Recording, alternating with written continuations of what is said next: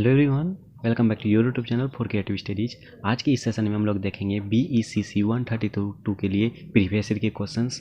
और इस सेशन के माध्यम से हम लोग कुछ महत्वपूर्ण बिंदुओं पर भी चर्चा करेंगे, जैसा कि आपके ये BECC 132 के क्या सिलेबस हैं और अब तक के एग्जाम में किस टाइप से क्वेश्चन पूछे जा चुके हैं और किस टाइप से क्वेश्चन पूछे जाने की संभावनाएँ हैं और कौन कौन से क्वेश्चन ऐसे रिपीटेड हैं, उसके बाद कहाँ से क्वेश्चन पूछे जा रहे हैं, इन तमाम बिंदुओं पर चर्चा करेंगे। ठीक है, चलिए एक एक करके हम लोग डिस्कस करते हैं। सबसे पहले ये देखिए BECC 132 के जो सब्जेक्ट नेम है आपका व्यष्टि अर्थशास्त्र के सिद्धांत 2, व्यष्टि अर्थशास्त्र के सिद्धांत सेकंड। ठीक है, इस जो है ये आपका स्क्रीन पे जो है ये दिसंबर 2020 में जो एग्जाम हुई थी उसका क्वेश्चन पेपर है। इसके बाद तमाम क्वेश्चंस को हम लोग देखेंगे और भी लेटेस्ट एडिशन वाले जो क्वेश्चंस हुए थे, लेटेस्ट जो एग्जाम हुई थी उसके भी क्वेश्चन पेपर देखेंगे और तमाम क्वेश्चनों को देखते हुए आपको आसानी तरीके से मैं एक्सप्लेन करूंगा। ओके, चलिए देखते हैं। सबसे पहले मैं हर एक सेशन की तरह इस सेशन में भी यही बोलूँगा कि आप यदि एग्जाम हॉल जाते हो, एग्जाम हॉल जाने के बाद जैसे ही आपके क्वेश्चन पेपर आपके हाथ में हो तो आप क्वेश्चन देखने से पहले आप नोट जरूर देखना।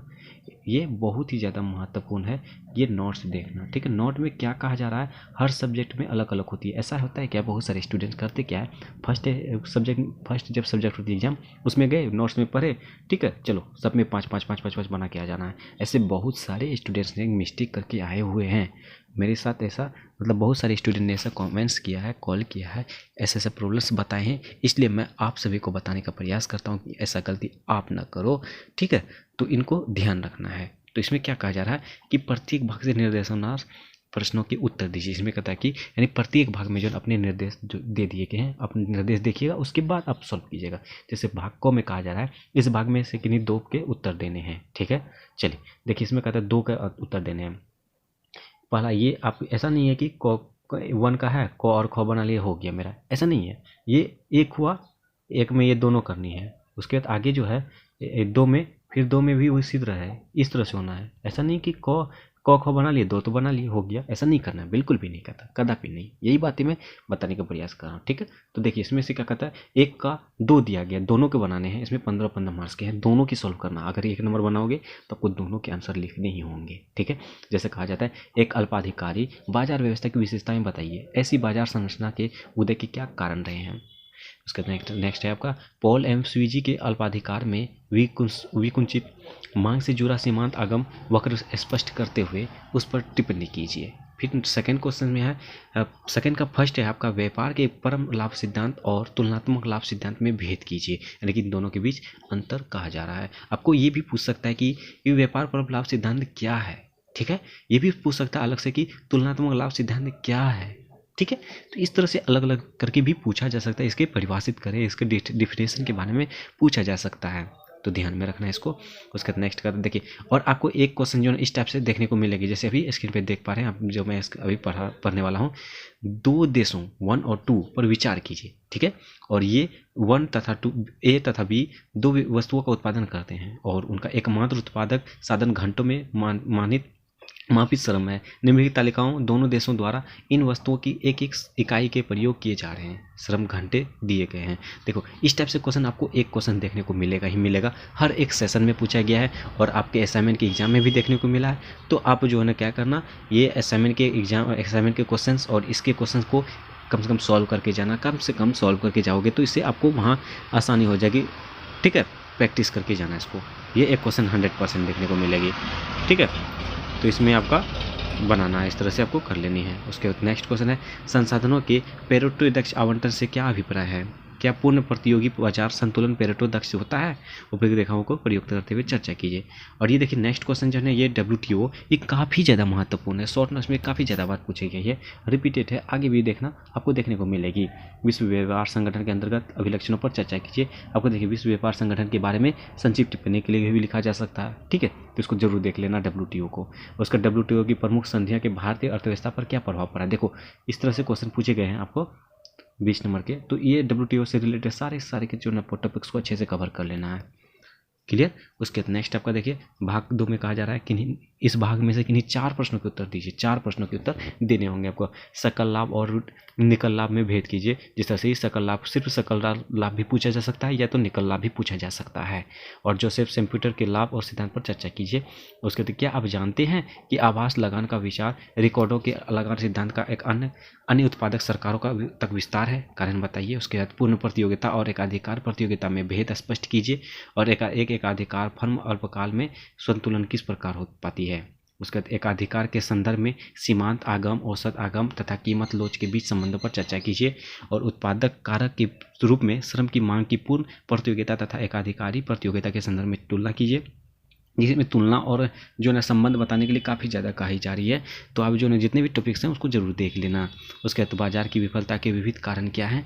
इन विफलताओं के निराकरण के लिए सरकार का हस्तक्षेप किस प्रकार उपयोगी होता है?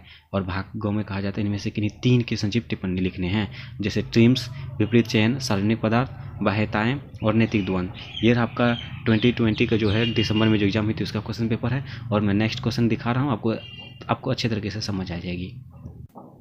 ये अब दिसंबर 2021 के हैं, तभी था दिसंबर 2020 का, 2020 का, अब 2021 का देख रहे हैं हम लोग। ठीक है, इसमें भी वही सेम है। और इसमें भी कहा जाता है बाजार के पूर्ण प्रतियोगी और एकाधिकारी स्वरूपों में क्या भेद है? देखिए ये भेद वाले जो आपको अंतर वाले बहुत ज़्यादा पूछे जा रहे हैं, इसको जरूर देख लेना है। भेद वाले में आगे दिए गए चित्र पर मतलब जो है आपको चित्र के माध्यम से बताया करे तथा डी और एकाधिकार समक्ष में यहाँ पे देखिए ये चित्र के माध्यम से आपको कहा जा रहा है इसको सॉल्व करना। जैसे आपको मैथ्स टाइप्स का जो एक क्वेश्चन देखने को मिलेगा ही मिलेगा।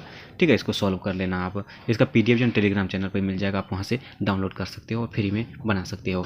उसके बाद कहता है सेकंड क्वेश्चन का कौन नंबर में संसाधनों का पेरेटो दक्ष आवंटन सुनिश्चित करने के लिए किन शर्तों पर पूरा करना आवश्यक है? ठीक है, उसके बाद कहता है यहाँ पे और एक पूर्ण प्रतियोगी संतुलन पेरेटो दक्ष होता है। क्या आप इस कथन से सहमत हैं? एक उपर्युक्त रेखांचित्र का प्रयोग करते हुए बताइए। और एक उपर्युक्त रेखांचित्र का प्रयोग करते हुए दर्शाइए कि भूमि बाजार में किस प्रकार मांग और आपूर्ति वक्रों का अंतरक्रिया से लगान का संतुलन कर निर्धारित होता है। और नेक्स्ट है एक उद्यमी के मुख्य अभिलक्षण क्या होते हैं? उसका 2 या 2 से अधिक देशों के बीच व्यापार क्यों होता है? ठीक है, ये काफ़ी ज़्यादा महत्वपूर्ण होती है। उसके हेक्सर ओहलीन के प्रमेय की सहायता से व्याख्या कीजिए। अब ये प्रमेय जो है ये हेक्सर और ओहलीन जो प्रमेय बताए थे उसके बारे में बताना है। उसके बाद इसमें भी 4 क्वेश्चन के सॉल्व करने हैं। देखिए WTO का फिर से आया हुआ है, आपको मैंने बताया था WTO को अच्छी तरीके से पढ़ के जाना। WTO से आपको भारतीय स्तर पर क्या प्रभाव पड़ा। ठीक है, उसके बाद कहता है एकाधिकार और एकाधिकारी प्रतियोगिता में भेद कीजिए। इसका डिफिनेशन अच्छे तरीके से देख लेना। उसके बाद कोई पूर्ण प्रतियोगी फर्म अल्पकाल एवं दीर्घकाल में संतुलन किस प्रकार प्राप्त होती है? उसके तहत विकुंचन के दोनों ओर मांग वक्र के ढाल में क्या अंतर क्यों होता है? कारण बताइए। उसके बाद यहाँ पे है आपका नेक्स्ट क्वेश्चन रहेगा उपर्युक्त रेखाचित्र का प्रयोग करते हुए बाह्यता के संदर्भ में निहितांत हानि पर चर्चा कीजिए। एक पुंगुवादी कर इस बाध्यता का आंतरिकरण किस प्रकार कर सकता है? और ब्याज की दर का निर्धारण कैसे होता है? इस संदर्भ में त्रिऋण योग को सिद्धांत पर चर्चा कीजिए। और नवप्रवर्तन से लाभ होता है और लाभ की नवप्रवर्तन कार्य संभव बनाता है। इस कथन से संबंधित लाभ के सिद्धांत की व्याख्या कीजिए। और इसके तीन मतलब बताने हैं, जैसे कि आपका व्युत्पन्न मांग, कीमत विभेदन, सीमांत भौतिक उत्पादन, संकट और वितरण चयन। तो यह आपका दिसंबर 2021 के जो क्वेश्चन पेपर थे उसके। और उसके बाद मैं लेटेस्ट वाला भी दिखा दे रहा हूँ। इसका पीडीएफ जो टेलीग्राम चैनल पर मिल जाएगा आपको। ओके, अब देखो लेटेस्ट ये क्वेश्चन जो अभी जून 2022 में जो एग्जाम हुई थी उसके बारे में अभी देखें। हम लोग 2020 के देखें, 2021 वाले के देखें, अब 2022 वाले के देख रहे हैं। और आपको इससे पहले मैं बता दे रहा हूँ ये सारे क्वेश्चन तो आपको करनी है करनी। आपको जो असाइनमेंट के क्वेश्चन को भी जरूर कर लेना, वो काफ़ी ज़्यादा आपको हेल्पफुल रहेगी। ओके, तो इसमें देखिए इसमें कैसे कैसे क्वेश्चन है। देखिए उपर्युक्त उदाहरणों सहित पूर्ण प्रतियोगिता तथा एकाधिकारी प्रतियोगिता में भेद स्पष्ट कीजिए। देखिए एकाधिकारी जो है आपको काफ़ी ज़्यादा रिपीटेड है, एकाधिकार से आपको काफ़ी ज़्यादा क्वेश्चन पूछे जा रहे हैं। तो एकाधिकारी को जो अच्छे तरीके से गो थ्रू कर लेना, पढ़ लेना है। ठीक है, कंप्लीट करके जाना है। उसके बाद कोई एकाधिकारी फर्म विज्ञापन और प्रचार पर व्यय द्वारा अपनी बिक्री बढ़ाते हुए संतुलन कैसे प्राप्त करती है? क्वेश्चन रिपीटेड है, इसको जरूर देख लेना है। उसके बाद घरेलू व्यापार और अंतर्राष्ट्रीय व्यापार में भेद स्पष्ट कीजिए, ये भी काफ़ी ज़्यादा महत्वपूर्ण है। उसके बाद देखिए सेम टू सेम ये क्वेश्चन आपको पूछा जा रहा है। इसको देखिए ये जैसे दिसंबर 2020 में पूछा गया था, फिर अभी रिपीट करके पूछा गया, वही सेम टाइप के हैं। ओके, तो इसको देख लेना, इसको सॉल्व कर लेना आपको। ओके, इसका पीडीएफ टेलीग्राम चैनल पर मिल जाएगा आपको। उसके बाद कहता है श्रम बाजार में के अभिलक्षण बताइए। श्रम की मांग की व्युत्पत्ति में सीमांत उत्पादन का मूल्य और सीमांत आगम उत्पाद किस प्रकार प्रासंगिक है? उसके बाद आगे कहता है विभिन्न व्यवसायों में आपको मजदूरी दरों में अंतर क्यों दिखाई देते हैं, और अल्पाधिकारी क्या है, ऐसे रिपीटेड है अल्पाधिकारी, और कुछ उदाहरणों द्वारा समझाइए। अल्पाधिकारी फर्मों में के व्यवहार की व्याख्या करने वाले कीमत व उत्पादन प्रतिमानों पर संक्षेप में चर्चा कीजिए। ये अल्पाधिकारी जो ना आपको इससे रिलेटेड जितने भी टॉपिक्स होंगे सारे के सारे कवर कर लेना है। ओके, उसके बाद भाग ख कहता है कि 4 प्रश्नों के उत्तर देने हैं। जोसेफ शुम्पीटर के लाभ के सिद्धांत पर चर्चा कीजिए। यह फ्रैंक नाइट के लाभ के सिद्धांत के किस प्रकार का भिन्न है। उसके बाद क्या आप सहमत हैं कि आभास लगान का विचार रिकॉर्डों के लगान सिद्धांत का अन्य उत्पादक साधनों पर विस्तार हो रही है। गाइज आपको बैकग्राउंड से जो भी साउंड आ रही होगी उसके लिए सॉरी, उसको इग्नोर कीजिए, मेरी बातों को ध्यानपूर्वक सुनिए। ओके, एक सार्वजनिक एकाधिकार फर्म निजी एकाधिकार। देखिए एकाधिकार एकाधिकार एकाधिकार हर एक सेशन में एकाधिकार एकाधिकार एकाधिकार से रिपीटेड है, तो आपको 100% एकाधिकार को कंप्लीट करके जाना, चाहे कुछ भी हो जाए। 2 टाइम का खाना खाना भूल जाना, लेकिन ये इसको नहीं करना, इसको भूलना मत, ठीक है, इसको देख लेना। उसके बाद आगे कहा जाता है WTO हर एक, ये तो लगता है कि अनवांसान ही है इकोनॉमिक्स का, ठीक है। तो WTO को बिल्कुल भी नहीं छोड़ना। आप 10 दिन खाना भूल जाओ, 50 दिन, 1 महीना खाना भूल जाओ, लेकिन इसको मत भूलना पढ़ने के लिए। क्लियर। उसके बाद कहते हैं एक उत्पादन संभावना वक्र क्या होता है। सीमांत परिवर्तन दर का उत्पादन संभावना वक्र से क्या संबंध होता है।